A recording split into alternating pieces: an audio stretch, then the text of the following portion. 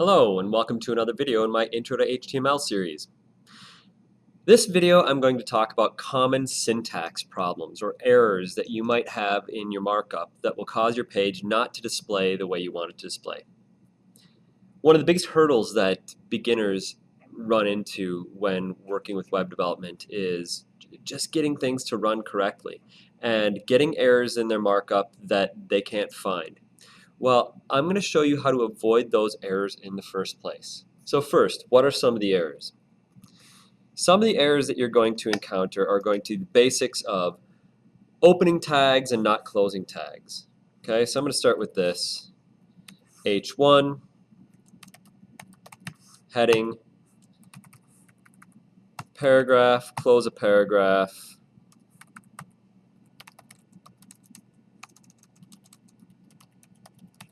All right, so what I have here is a heading that opens here and a paragraph that opens here and closes here. I have a syntax error. I've opened my H1 but have not closed it. What's going to happen is when I run this, you'll see that my heading opens, but my paragraph below it has that heading stuff applied to it as well. So the paragraph below it is very large, just like the heading is. That's not good. I need to make sure that my heading closes when I want it to close. I wanted it to close right here. Okay? Every time I have an opening tag, I need to have the closing tag with it.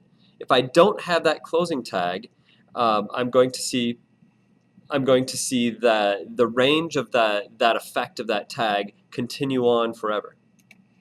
So when I close it properly, you see the page displays properly. My heading is right here, it closes right here. My paragraph starts here and it ends right here. Okay? So missing closing tags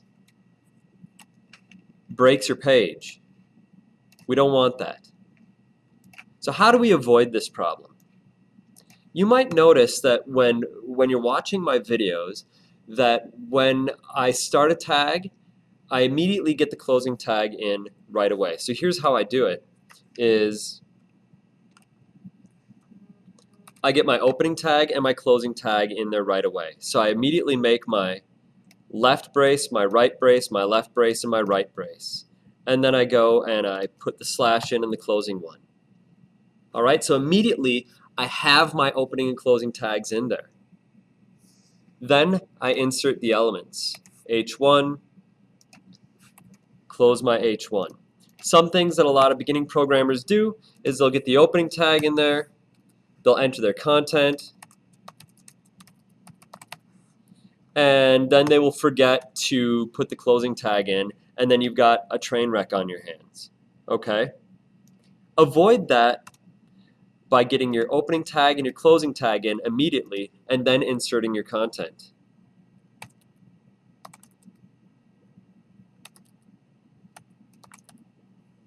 All right? Another thing that I see students doing and new web designers do is they will overlap the range of tags. So let's say you've got your header, you close it, and you do that correctly. You get your H1 in here,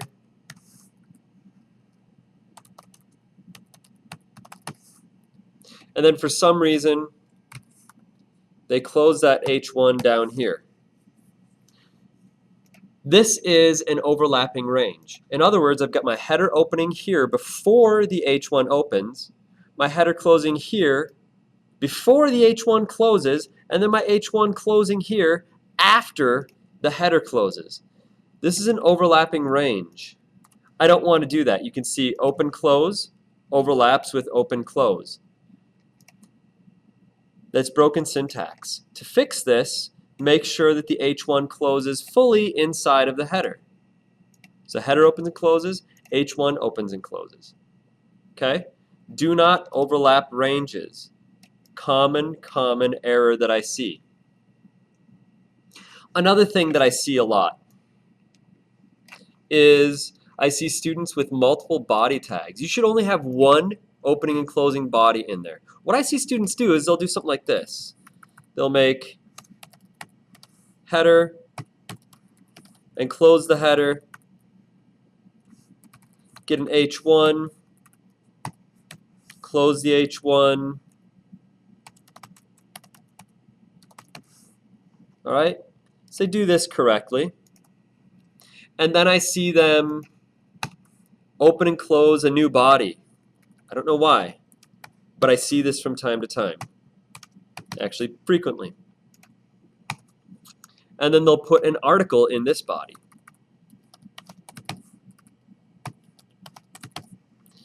And then they'll put maybe a header inside of this.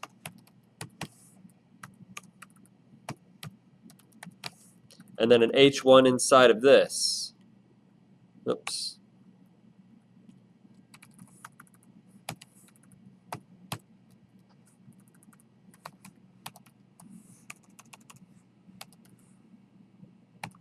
Okay, and then we'll continue on with some paragraphs down here. You don't do this. You only have one opening and one closing body tags. Okay, so instead of having the opening and closing body tag right here, you want this article. Put it up here. Put the article inside that one set of body tags. All right? You don't have multiple opening and closing body tags, only one opening and closing body. So I've got my article there. Another thing, multiple headers. Technically, you could do multiple headers if your headers contained H2s, so that you're sticking to the heading hierarchy that we talked about in a previous video. But generally, one header per page is fine. Articles don't need a header in them. Okay? That's not technically a syntax error, but it's more of a usage error. These are some of the main syntax errors I see. Multiple bodies, tags overlapping, missing closing tags. Now we have some other tools at our disposal to make sure that we don't have these types of problems. One, when let's say I'm going to start from scratch here. I'm going to make my header. Open it and close it. And I leave some white space there. When I nest tags inside of other tags, in other words, right now I've got the header nested inside of the body. See, body fully contains header. Header is fully contained inside of body. You'll notice that there's a tab here. Header is tabbed over one tab from the body. Body is my outermost element here. Header is directly inside of it.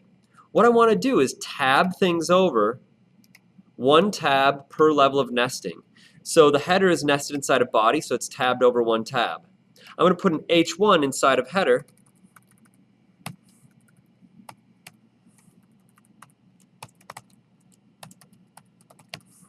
And I'm going to tab that H1 over by one level. See that? H1 is inside of header, so it's tabbed over one level from header. Header is inside of body, so it's tabbed over one level from body. This is a common white space usage in the industry. We would call it a common convention. These tabs are kind of big. Sometimes the tabs are a little smaller. You can set however wide you want those tabs to be in Notepad++. I'm not going to go into that in this video, but if you want to look up to setting the tab widths, you can figure that on your own. But the big thing is, anytime you nest something inside of something else, it goes on a new tab level. So if I put an article in here below the header,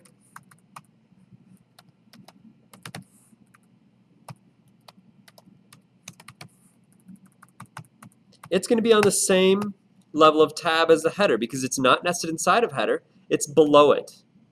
Okay, the article is directly below it, so it's going to be on the even level of tabs. Now, if I put something inside of the article, like an H2,